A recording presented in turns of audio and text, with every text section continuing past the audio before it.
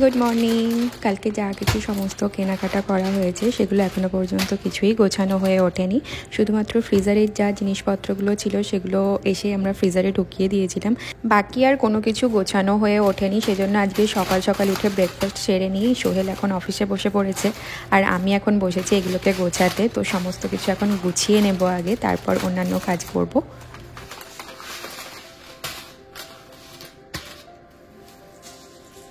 তো এই জায়গাটা সব কিছু গুছিয়ে নিয়েছি, যা কিছু আমার হাতের কাছে রাখার সেভাবে আমি আমার মতো করে এখানটা গুছিয়ে নিয়েছি। এরপর গুছিয়ে নেব এই জায়গাটাতে মেনলি রাখবো স্ন্যাক্স আইটেমগুলো, যাতে নিতে সুবিধা হয় আর কি। বেশ অনেক দিন হয়ে গেল এভাবে বাজার করার অভ্যেসটা একেবারেই চলে গেছে। কলকাতাতেও আর এভাবে আমরা ঠিক বাজার করতাম না। ঠিক কোভিডের সময় থেকেই সব কিছু এত বেশি অনলাইন হয়ে গিয়েছিল যে গ্রসারি শপিংটাও আমরা অনলাইনেই করে ফেলতাম। কলকাতাতে তো বিগ বাস্কেট থেকে শুরু করে ব্লিঙ্কিট, জেপ্টো, সুইগি, ইনস্টামার্ট এগুলোর সার্ভিস এত ভালো যে আলাদা করে আর গ্রসারি শপিং করতে যাওয়ার কোনো মানেই হয় না। এত কম সময়ে এগুলো ডেলিভারি করে যে কিছু বলারই নেই। তো সেই রকম সব কিছুতে একেবারে অভ্যস্ত হয়ে পড়েছিলাম। আজকে অনেক দিন পরে এবারে কিন্তু আমরা পুরো মাসের বাজার করেছি। তো সেরকম কিছু আইডিয়া নেই এটা পুরো মাস আমাদের যাবে কি না, কি তার থেকেও বেশি দিন যাবে। তো একটা মোটামুটি একটা করে নিয়েছি। এবারের গ্রসারি শপিংয়ে গিয়ে বিরিয়ানিরও সমস্ত কিছু নিয়ে এসেছি। শুধু ছিল না বলতে বিরিয়ানির এই পটটা, এটাও যখন পেয়ে গেছি হাতের কাছে তো নিয়ে নিয়েছি। তো কোনো একদিন এটাতে তাহলে বিরিয়ানি বানানো হচ্ছে খুব তাড়াতাড়ি। এখন এগুলোকে আগে ফটাফট গুছিয়ে নিই, অনেকটা দেরি হয়ে গেছে, এরপর লাঞ্চও বানাতে হবে। আগের দিন ইকবাল থেকে একটা তরমুজ নিয়েছিলাম, বেশ বড় সাইজের, আর পুরোটা কিছুতেই ফ্রিজে ঢোকাতে পারছিলাম না আসলে। তো সেজন্য এখানে কাট করে নিয়েছি, কিছুটা কাট করে এরকম একটা বক্সে রেখে দিয়েছি। আর বাকি যেটা রয়েছে সেটা আশা করি ফ্রিজে জায়গা হয়ে যাবে। এই যে এটা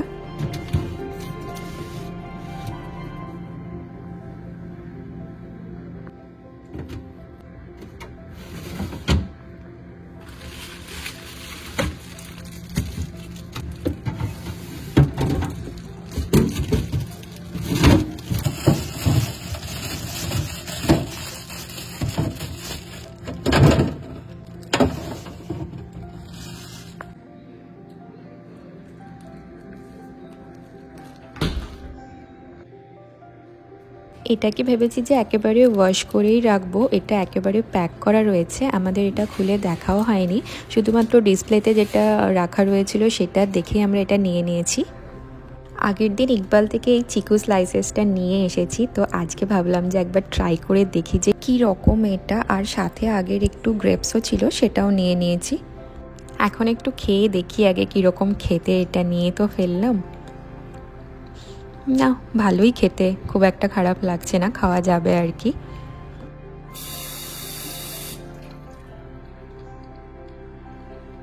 সব কিছু আমার গোছানো কমপ্লিট আর অনেকটা সময়ও হয়ে গেছে। তো এখন চলে এসেছি লাঞ্চ বানাতে। আজকে লাঞ্চে আর সেরকম কিছু বানাবো না, ভেবেছি ডিম আর আলু দিয়ে একটা তরকারি বানিয়ে নেব আর সঙ্গে রাইস।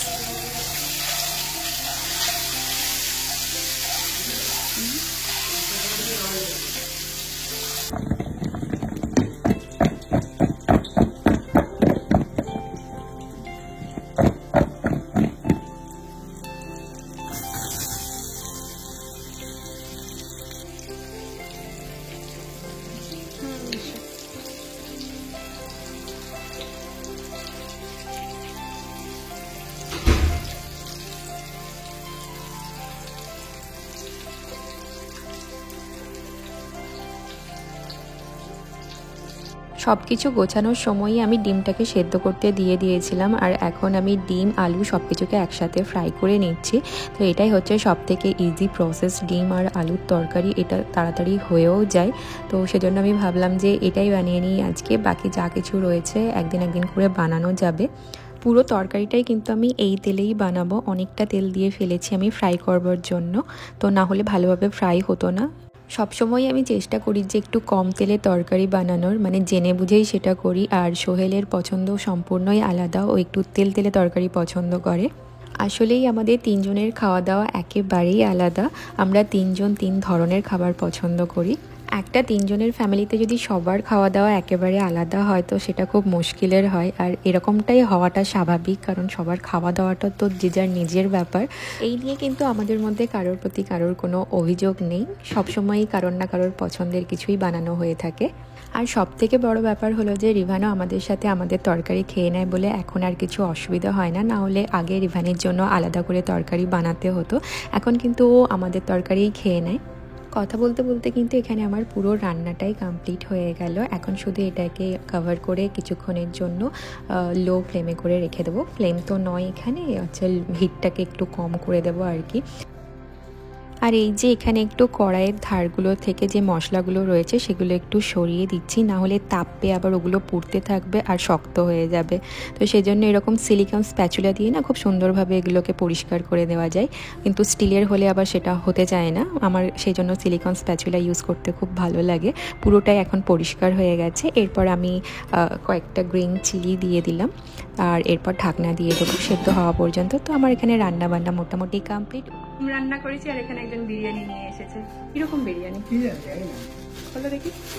এখানে আমরা বিরিয়ানি খেয়ে আমাদের স্বাদ হয়েছে না এমনি অনেকটাই। 2 প্লেট নিয়েছো? কিসের, মাটন না চিকেন? চিকেন।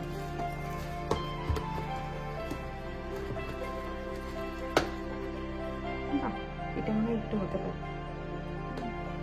আমার ডিমের তরকারি কি হবে?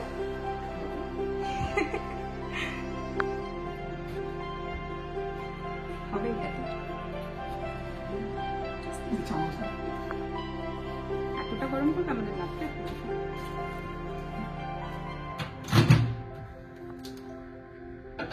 ওটা চাপা দিয়ে দাও, ওটা চাপা দিয়ে দাও। বিরিয়ানি গরম হচ্ছে কেন?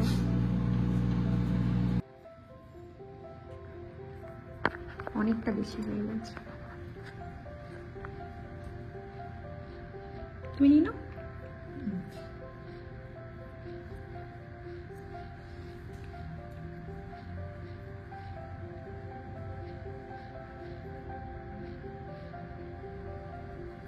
আমি লেগ পিস খাই না, আমি এই পিসটাই খাই বলো।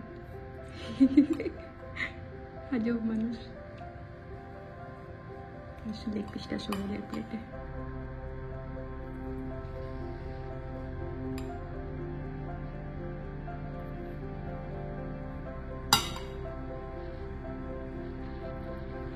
টেস্ট করেছি।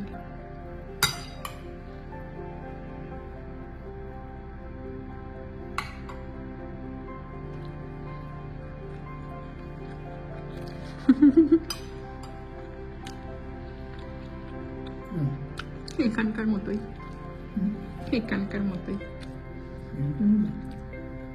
লাঞ্চ আমাদের কমপ্লিট, আর বিরিয়ানিটা ভালোই ছিল, তবে কলকাতার মতো নয়। লাঞ্চ করতে করতেই খুব বেশি জোরে আওয়াজ আসছিল, একদম বুঝতে পারছিলাম না যে কিসের আওয়াজ। একটা মানে কাচের ভেতর থেকে হাওয়ার আওয়াজ এলে যেরকম হয় আর কি। তো এখন একটু ব্যালকনিতে বেরিয়ে দেখলাম বাইরে বিভৎস জোরে হাওয়া বইছে, মানে ঝড় যেটাকে বলে আর কি। এখানে তো এরকম হাওয়া হয়ই আর কি, এত জোরে জোরে, কিন্তু আজকের হাওয়াটা যেন একটু এক্সট্রাই।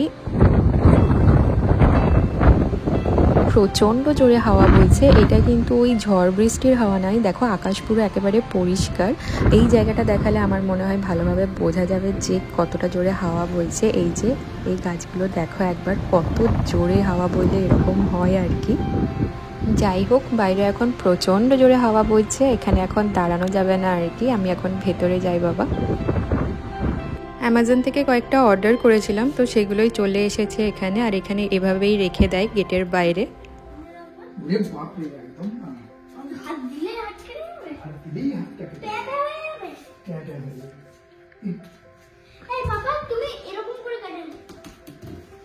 হাত ছড়িয়ে দাও রিবান।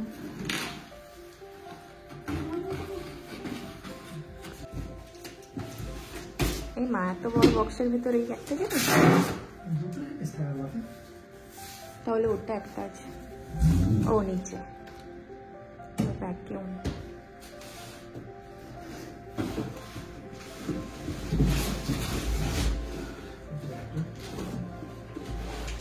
রিভান কত কাজ করে আমাদের। সরিয়ে দাও।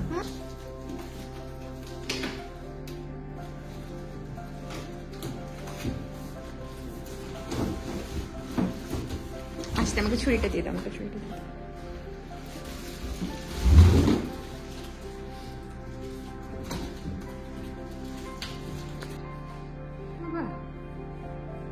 এটা ওটা আছে।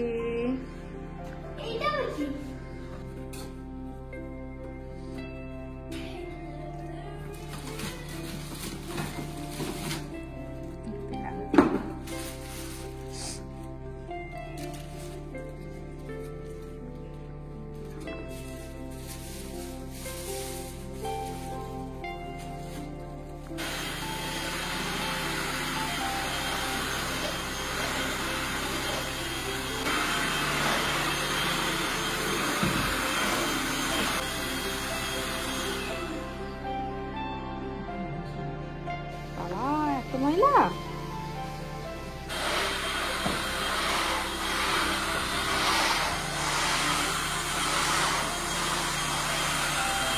এখানে আমি আমাদের জন্য ডিনার রেডি করে নিয়েছি। আর আজকে একেবারে সিম্পল ডিনার, ম্যাগি বানিয়েছি আর তার সাথে রয়েছে এখানে কাবাব, ওটাকে ফ্রাই করে নিচ্ছি এখানে। এটা একেবারে রেডি থাকে, শুধুমাত্র একটু তেলে এটাকে ফ্রাই করে নিতে হয়।